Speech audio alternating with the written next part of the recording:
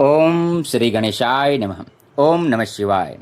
श्रोतागण, आप सबका आपकी अपनी आद्य शक्ति भक्ति ज्ञान चैनल पर हार्दिक स्वागत है। जो शिव भक्त इस चैनल पर नए हों वे श्री शिव महापुराण की संपूर्ण कथा सुनने के लिए इस चैनल को सब्सक्राइब करें तथा अपने प्रियजनों को परम गति का लाभ देने हेतु इस चैनल को शेयर करें।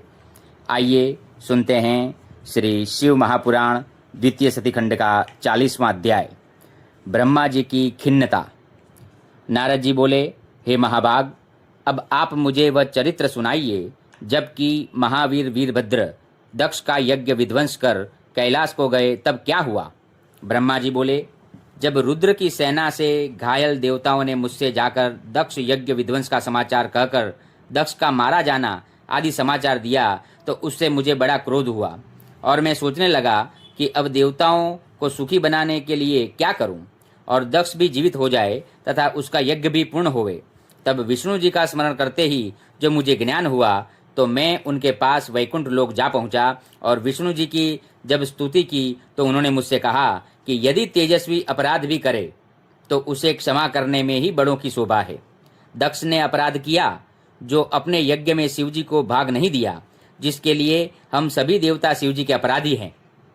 अतएव अब आप सभी देवता शिव जी की शरण में जाकर उनका चरण पकड़ उन्हें प्रसन्न करे, तभी शांति होगी, अन्यथा प्रलय हो जाएगा। इसके लिए मैं भी आप लोगों के साथ चलने को तैयार हूँ। ऐसा कह विष्णु जी मेरे साथ कैलाश चलने को उद्यत हुए। हम लोग अलकापुरी से आगे उस विशाल वट वृक्ष के पास पहुँचे जहाँ दिव्य योगियों से सेवित श्रेष्ठ शिव जी विराजमान थे। उनके चारों ओर उनके गण और यक्षों के स्वामी कुबेर विराजमान थे। तब उनके निकट पहुंच विष्णु आदि समस्त देवताओं ने बार बार नमस्कार कर उनकी अनेक विभूतियों और नामों सहित स्तुति की और कहा कि हे दयासागर, हे महेश्वर, हे परमेश्वर, आपकी कृपा के बिना हम सब नष्ट भ्रष्ट हो गए हैं। अतएव अब आप प्रसन्न होकर हमारी रक्षा कीजिए। हे शंकर जी, हमें अनेक आपत्तियों से बचाइए। हे दुर्गेश, हे नाथ, आप प्रसन्न होकर दक्ष के असमाप्त यज्ञ का शीघ्र ही उद्धार करें। भग देवता की आंखें पहले जैसी हो जाए, यजमान जीवित हो, पूषा के दांत हो जावे तथा भृगु की दाढ़ी फिर पहले के समान ठीक हो जावे। आपकी कृपा से इन देवताओं को आरोग्यता लाभ होए। हम लोग इस अवशिष्ट यज्ञ कर्म में आपका भाग देंगे, इसीलिए इस यज्ञ को फिर से रचना चाहते हैं। ऐसा कहकर मुझ ब्रह्मा सहित विष्णु जी हाथ जोड़े शिव जी के चरणों के समीप पृथ्वी पर दंड के समान गिर पड़े। इति श्री शिव महापुराण द्वितीय सतीखंड का 40वां अध्याय समाप्त। ओम नमः शिवाय। जय शिव शक्ति। आइए सुनते हैं श्री शिव महापुराण द्वितीय सतीखंड का 41वां अध्याय, शिव जी का प्रसन्न हो दक्ष को जीवित करना। ब्रह्मा जी बोले, जब इस प्रकार देवताओं सहित विष्णु जी ने शंकर भगवान की स्तुति की तो उससे प्रसन्न हो करुणा सागर भगवान शंकर देवताओं को धैर्य बंधाते हुए बोले, हे देव श्रेष्ठों, सुनो, मैं तुम पर क्रुद्ध हूँ, फिर भी उसे सहन करता हूँ, क्योंकि सब कुछ मेरी ही माया है। बालकों का अपराध चिंतन नहीं किया जाता, उन्हें सावधान करने के लिए केवल दंड ही दिया जाता है। मैंने दंड मात्र दिया है। दक्ष के यज्ञ को मैंने नहीं विध्वंस किया है, किंतु जो दूसरों का बुरा चाहता है उसी का बुरा होता है। दक्ष ही उस यज्ञ का सिर है, अतएव उसका बकरे का सा सिर होगा। भग देवता सूर्य के नेत्र से यज्ञ भाग को देखेंगे तथा पूषा के टूटे हुए दांत हो जाएंगे और यजमान के दिए हुए यज्ञ के भाग का उपभोग कर सकेंगे। यह मैं सत्य कहता हूँ। मेरा विरोधक भृगु फिर बकरे की सी दाढ़ी पाएगा और मेरे गणों द्वारा मारे गए देवताओं के टूटे अंग भी ठीक हो जाएंगे तथा सभी अध्वर्यु प्रसन्न होंगे। यह कहकर वेदों के अनुसरण करता परम दयालु चराचरपति सम्राट शंकर जी मौन हो गए। तब उनका यह कहना सुन विष्णु आदि सहित मुझ ब्रह्मा को बड़ी प्रसन्नता हुई तथा सबने शिव जी को धन्यवाद दिया। फिर देवर्षियों सहित शिव जी को उस यज्ञ में आने के लिए आमंत्रित कर हम लोग यज्ञ के उसी स्थान में आए जहाँ कनखल नामक स्थान में दक्ष ने यज्ञ आरंभ किया था। उसी समय भगवान शंकर ने वहां पहुंचकर वीरभद्र द्वारा भग यज्ञ का निरीक्षण किया और देखा कि स्वाहा, स्वधा, पुषा, तुष्टि, ध्रुति, सरस्वती और सभी ऋषि, पितर, अग्नि आदि टूटे फूटे और कोई मरे हुए पड़े हैं।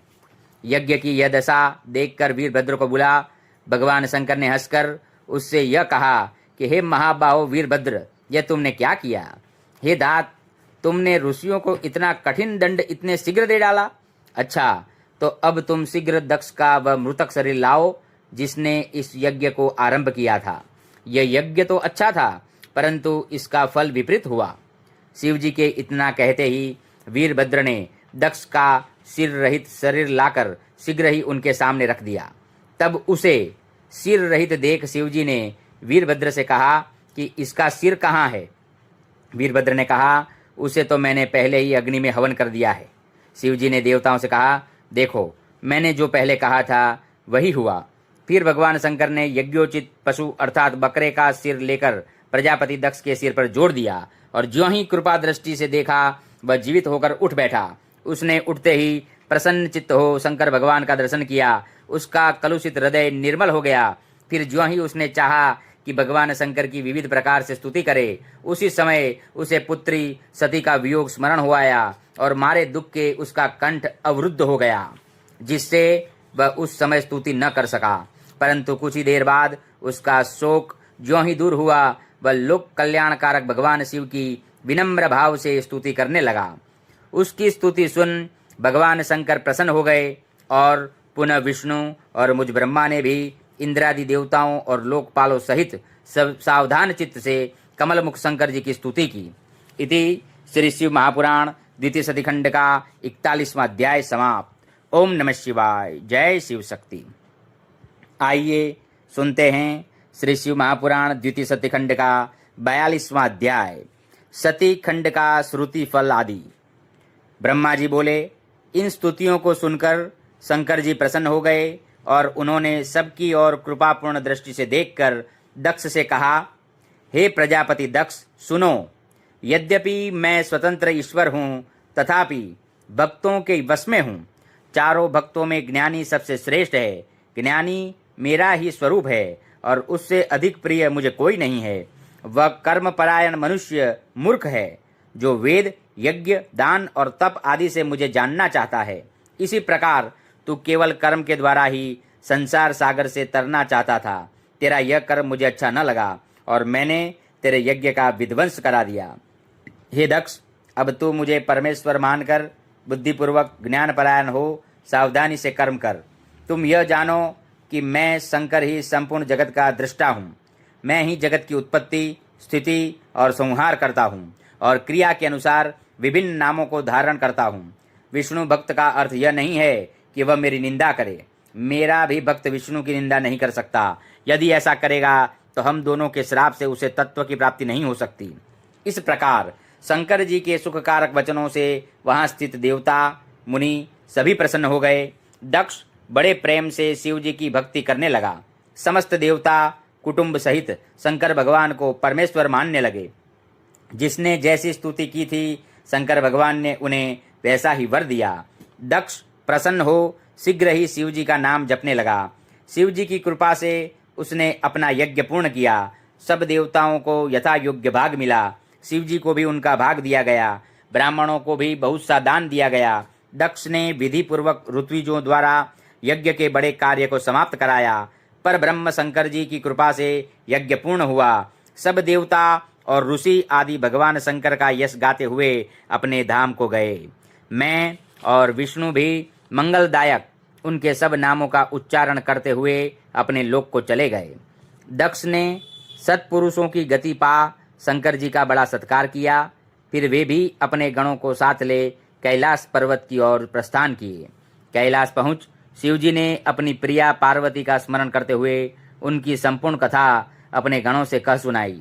फिर इसी प्रकार वे सती चरित्र कहकर समय बिताने लगे, सांसारिकता का अनुकरण करने लगे।